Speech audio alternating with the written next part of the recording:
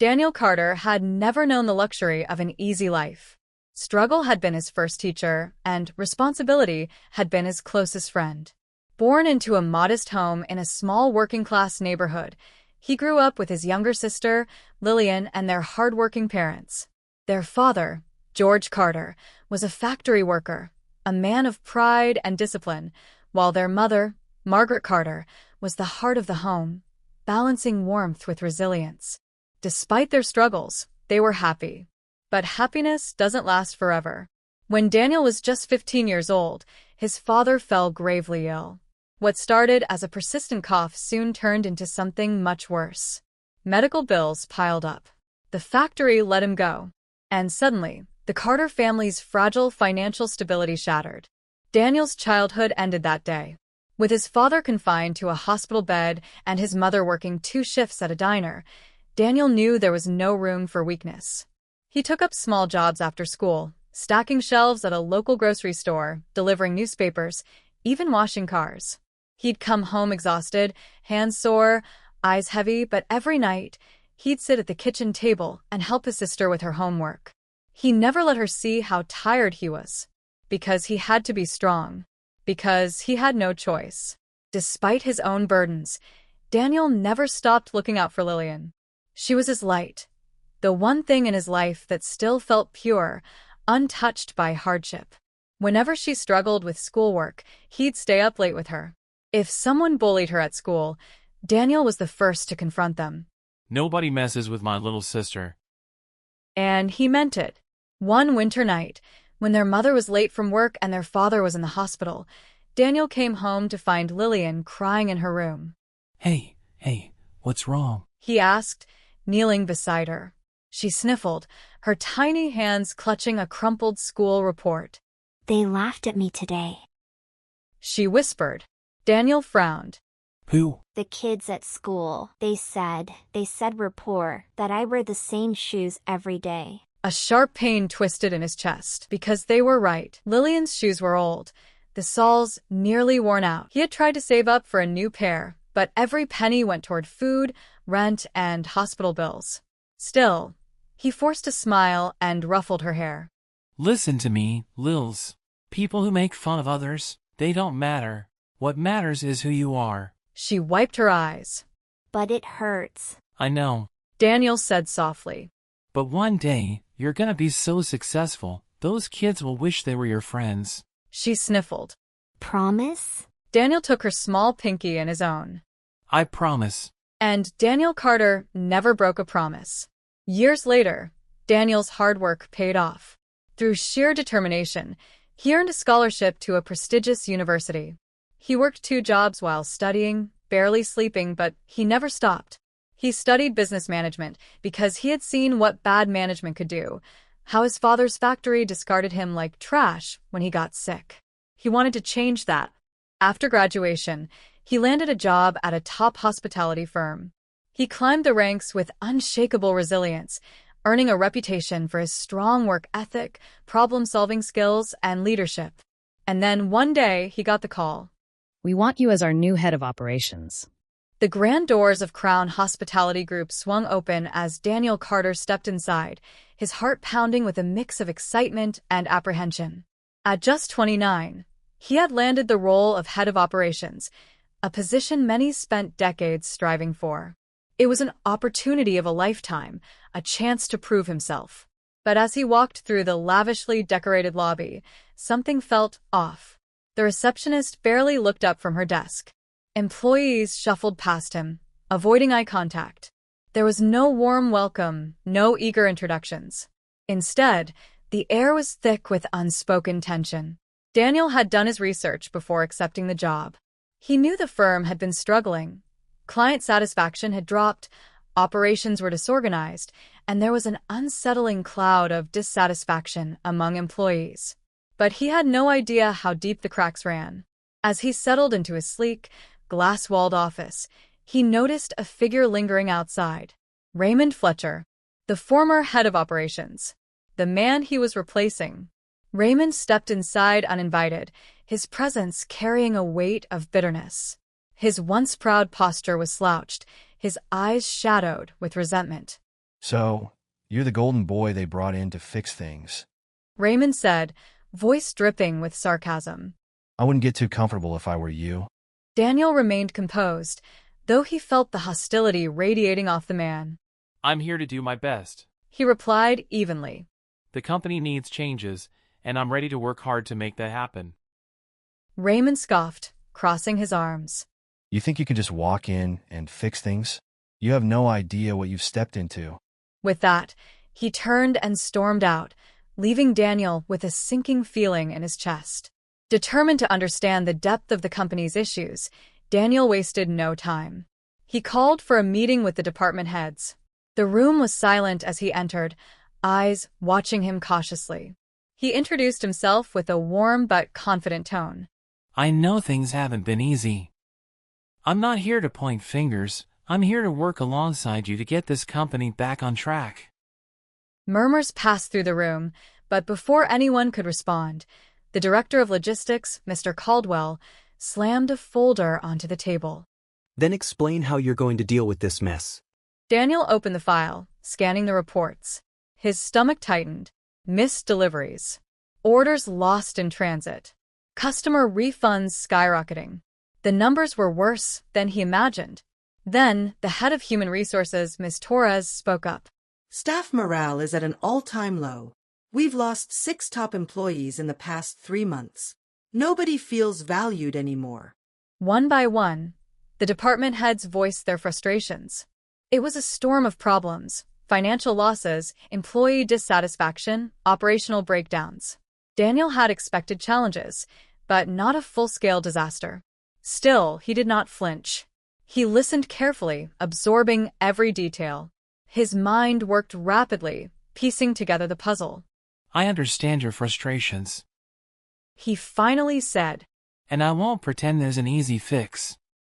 But I promise you, this company will rise again. That night, long after the office emptied, Daniel remained at his desk. He studied reports, analyzed systems, and mapped out a battle plan. His phone buzzed. A message from an unknown number. Don't bother. You'll fail just like I did. Daniel stared at the screen for a long moment before setting the phone down. He could already feel the weight of resistance pressing in on him. But instead of discouragement, a fire ignited within him. Failure was not an option. He straightened his shoulders, turned back to his notes, and worked until the first light of dawn seeped through his window. It was time to prove them wrong. The whispers began before Daniel even realized it. At first, they were subtle. Quick glances exchanged in hallways, hushed conversations that fell silent whenever he entered a room. But soon, the murmurs turned into something more insidious. The very people he was working tirelessly to support were starting to doubt him. Daniel didn't need to ask why. He already knew. Raymond, the former head of operations, had not taken his downfall lightly. Stripped of power and humiliated by his own failures, he had made Daniel the target of his resentment. And now, he was spreading poisonous lies through the company. One morning, Daniel arrived at the office earlier than usual, hoping to get a head start on the day. As he walked past the break room, he overheard 2 employees whispering. Have you heard? Apparently, Daniel's only here because he's got connections in upper management. Yeah. Raymond said he's just a pretty face with no real experience. Daniel clenched his jaw, but didn't say a word. He had suspected Raymond would try something, but he hadn't realized how far he was willing to go. And it wasn't just the staff. The CEO, Mr. Hartman, once impressed by Daniel's drive, had started to view him with skepticism.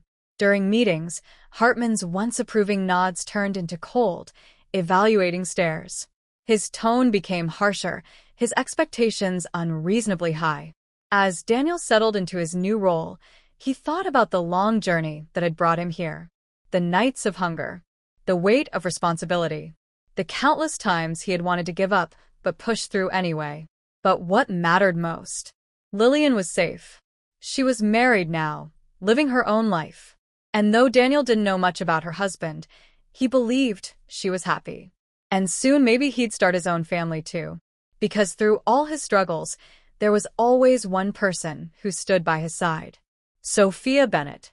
And even though he wasn't ready to settle down yet, he knew one thing for certain. When he was, she'd be the one.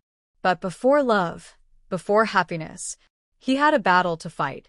A war waiting for him inside the walls of his new company. And Daniel Carter? He never backed down from a fight.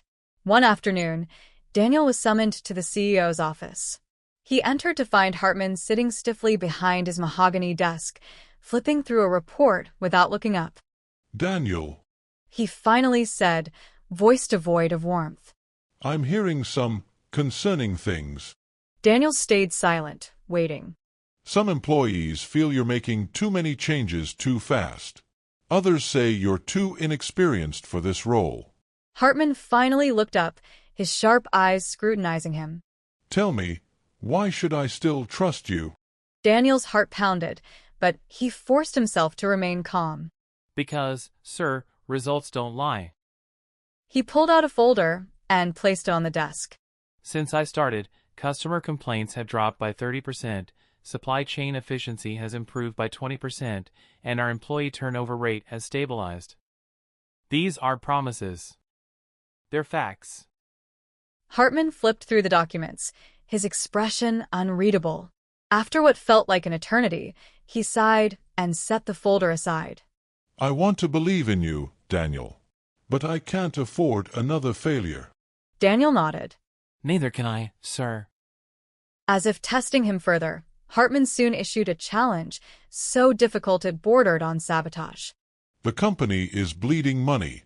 Hartman announced during a high-stakes meeting. I need a plan, a real plan, to cut costs by at least 15% without affecting quality or customer satisfaction. He leaned back in his chair. You all have a week. Daniel immediately knew what this was. A trap. Hartman didn't believe anyone could pull it off. And if Daniel failed, it would prove Raymond's rumors true. Raymond smirked from across the table, his eyes glinting with amusement. He knew this was Daniel's test. The following days were a blur of sleepless nights, endless calculations, and a brutal workload. Every spreadsheet, every contract, every inefficiency, Daniel examined them all. He sought advice from financial analysts, supply chain experts, and even frontline workers. He had to be better. He had to be perfect. The night before the deadline, Daniel sat alone in his office, staring at the polished final version of his proposal. His eyes burned from exhaustion, but his mind buzzed with certainty. This was it. The next morning, in the boardroom, the executives took turns presenting their cost-saving strategies. Some suggested layoffs. Others recommended cutting amenities. None of the ideas balanced efficiency and quality. Then it was Daniel's turn. He stepped forward, exuding confidence, and laid out a revolutionary plan.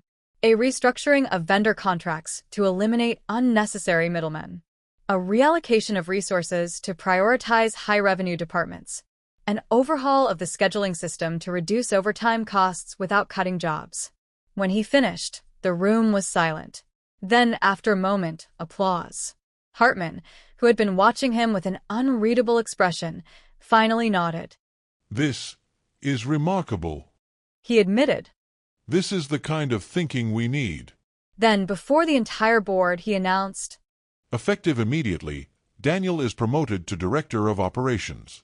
A wave of emotions crashed over Daniel. Pride, relief, and a quiet satisfaction.